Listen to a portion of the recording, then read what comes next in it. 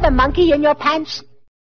Right then folks, how's it going? A pickup video. It's been a bit of a while since I've done a pickup video.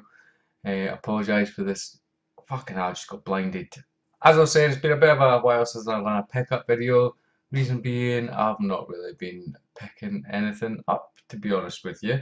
And it's been quite a relief somehow, if that makes sense. I've not been going to charity shops, not really been looking on eBay. I've just stuck the money aside that I'd probably be using for that, and I've stuck it aside. I've not bought anything. The reason being, I was having a bit of a rethink with regards to what I'm doing with my collection, and obviously I've been playing with my hyperspin setup. I'd initially done a video on that, still playing with it, setting it up.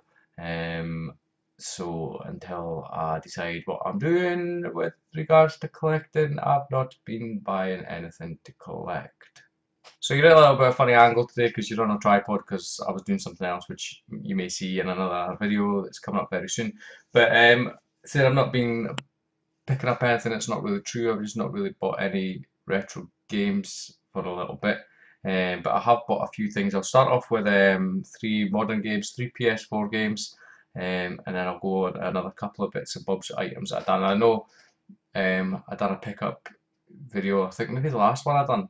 I had videos of gameplay and whatever, but I think it's only really relevant or worthwhile for retro games to give you an idea of what the gameplay looks like and whatnot. So none of these are said retro games, so it's just going to be a straightforward, I'm going to show it to your face in the camera video. So start things off, like I said, with 3 PS4 games to show you. First one I picked up a week or 2 weeks ago maybe. It's Plants vs Zombies. Good game. Glad this came to the PS4 because obviously I think it was more or less released at launch on the Xbox One, and it is pretty good. It's good fun. There doesn't seem to be that many game options in it though. There seems to be quite a bit of customization to your characters, which I've still get into because I still see guys bombing about with characters or with like customized characters that I can't even create at this moment in time. So there's obviously it's a bit in depth the more you play it, but it is a good, fun sort of online first-person shooter-ish. It's not really; it's third-person. Anyway, it's a good sort of online shooter. That's what it is. Next game that I got, still to be opened. Never played any of these two. It's another PS4 game when they were originally out, whether it was on the Xbox 360, PS3 or PC or whatever. It was quite a good value, I think. It's another one of these people a bit mixed view on it, rehashing games, releasing HD remakes and all that nonsense, but I think I touched upon it on another video in the past. It gives an opportunity for people who have maybe not seen or experienced these games before to play them on their new console better than maybe what they once were, or to their fullest capability. And it is Metro Redux.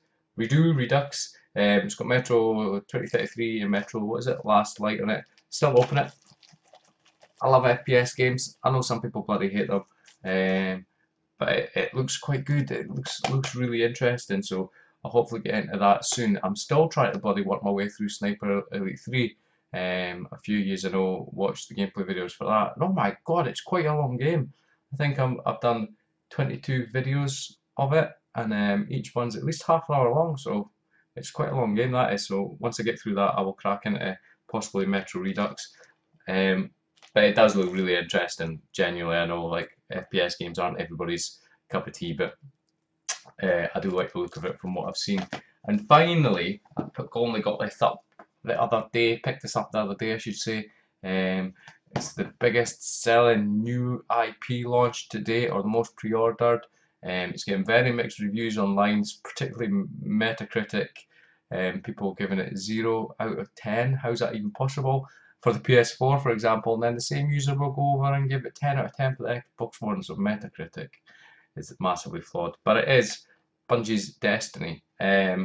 And it is a good game. I'd say it's only a good game if you like Halo, if you like Borderlands, if you like FPS online games. You can basically go along plodding your way through it by yourself, but you'll have other players that you can go shoot things with if you want, or you can invite people onto your fire team and they can do missions with you. But what I'm finding is I don't have anybody to play it online with, so I just play it myself, and I sometimes bump into other people that I don't know.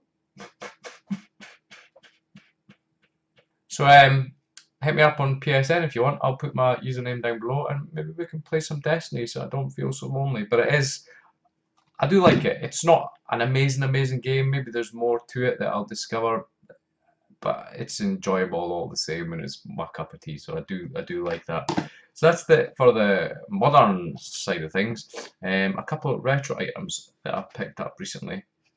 First one was for my N64, and it is a memory expansion pack. It's not the official one. I was being a bit of a tight ass. I was going to get the official one, but it was like £4 or £5 more. This is an XP2 4 MB RAM expansion pack. I don't know, it'll still do the same job at the end of the day. Never owned one, funnily enough, but I've got that. The next item is also an N64 item, funnily enough. And this cost me a bit of money. I was quite surprised. It was one of my, I had this when I had my N64, and I loved playing on this, or I seem to play on it more. I'm pressing the buttons in case you can hear it clicking, than the original joypads. And it is a SuperPad 64 Plus. I'm just looking at the camera, make sure it's in view and stuff. Looking at the screen, I should say. There. It's a different shape layout of controller compared to the N64 controller, obviously. The analog stick is different as well, and you basically hold it like this. I'm still in shot, I am. And you've got your Z button underneath there, and your L and R, and you've got your big D button there if you want to use it. And it's just all start there. It's got turbo. Nobody uses that, do they? It's just it's a nice pad. It really is, and I've been wanting one of these SuperPad 64s for quite a wee while, and they don't seem to come up on eBay that often. There was only two, I think, up when I was looking. One was fucking manky as hell. It was absolute, like somebody dipped it in a pile of shit and went, "It's for sale." And there was this one, I think it was about £20 or so, but I do like it. Not that I say there's anything wrong with the original N64 controllers, but I remember loving this when I had my N64 controller, and primarily using this back in the day. So that's two N64 items. I don't know if you remember or not, I actually sold off all my N64 games. I think I did mention it a little while back. I think I'm a seller now, not a collector. I'll touch on that another day. But I've also discussed these in a previous video as well. But I went ahead and got an EverDrive 64 cart from Retro Towers. I think it was. Not used it yet, not even plugged it in. I just popped the SD card in there just now. Obviously, I've still put the ROMs on it and whatever. But for those of you who know, this will basically give me the ability to play any N64 game. There used to be compatibility issues with a Banjo-Kazooie game and one other game. There are a couple of games that I've got specific hardware in them, some weird Japanese games that don't work. But basically, every game, you might as well say, will be able to be played on this. Really looking forward to it and messing about with it. But I know I've touched on EverDrive cartridges in the past, saying things like, I think I would be spoiled. It would take away the fun of collecting. I would just have all these games, and because I've got all these games, I'd probably never play them because I'd be a little spoiled child. But I went ahead and bought one anyway. I thought, fuck it. My views have changed with regards to that sort of side of things, and I'm probably verging towards more interested in playing the games rather than collecting them. Maybe hence why the lack of pickup videos recently. But yeah, some classic N64 games. N64 as well is one of these systems that I think emulation is shockingly shite on it, so the only way to really play it is on original hardware, which this bad boy here will allow me to do. So I'll maybe get that set up later, and obviously at some point I will do a review video on such, but yeah, really glad to have that. Really glad to have that. A lot of N64 games never even heard of, never even played.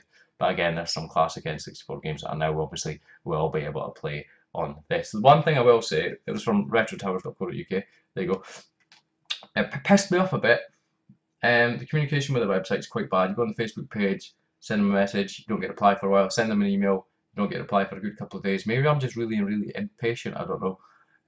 But I got the product, it's fine. But when I ordered it, it was in stock. You have to get a PAL one for a PAL machine. And I was contemplating getting an NTSC one, but I'll touch on that in a second. I ordered the product. You get an email saying thanks for your order. It's like, right. A day or so later, I emailed and says, when did I get this? Because it wasn't really clear on the Retro Towers website as to when it comes, and the guy who owns it or whatever runs it got back to me and went, oh, it's actually out of stock. I was like, what do you mean it's out of stock? I just let me order it.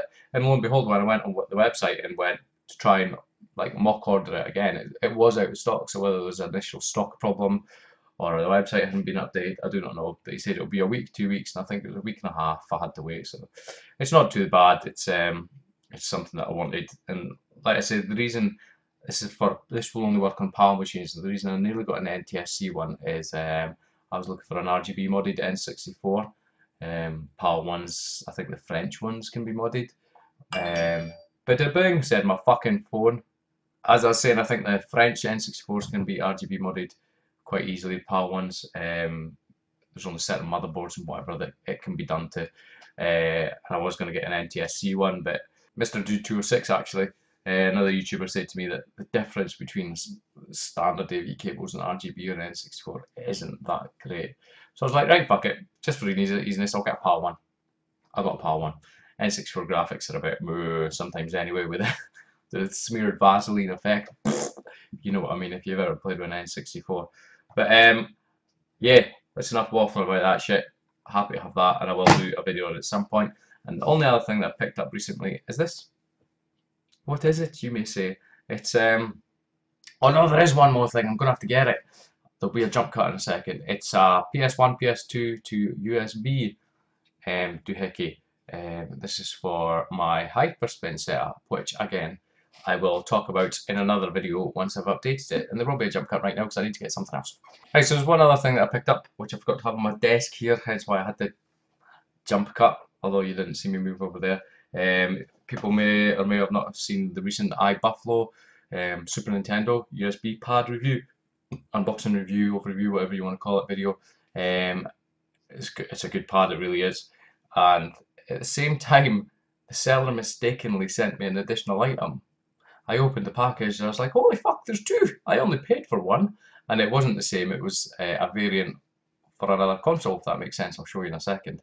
The same seller did have these two bundled together on other auctions, but I buy it now, the Super Nintendo one. So somebody got confused in a little distribution place or whatever in Hong Kong land or wherever it was, but benefits me at the end of the day. And the other item I got is there you go, it's a Famicom USB controller. It's nice. I'll do an unboxing of it and a review of it. There's only one problem with it, is I don't know if you'll be able to see it or not, the label just there's ever so slightly lifted underneath the buttons. It's the kind of thing I sort of expect with a sticker that big from like these sort of USB replica Hong Kong Chinese things or whatever, but I'll hopefully be able to get a little bit of adhesive under there and put it back down easily enough. But because I got the fucker for free, look at the glare, I can't really complain. Kinda, not really. So I will be doing an unboxing and a review of that at some point. I've not used it yet, but yeah, that's it. That's it for me, guys. A variety of pickups.